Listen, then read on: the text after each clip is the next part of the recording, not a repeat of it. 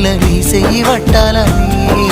నల్లని సీకట్లో ఒకదాన్నే కూసున్న దిక్కులేని పచ్చినయ్యి బావా నువ్వెప్పుడొస్తావని ఏళ్ళైపోతుంది పిల్ల ఎన్నెలొచ్చింది మన బతుకులా ఏలైపోతుంది పిల్ల ఏలు వట్టంగా వస్తున్నాగా ఇన్నాళ్ళ ఎడబాటు ఎడవాసిపోతుందిలే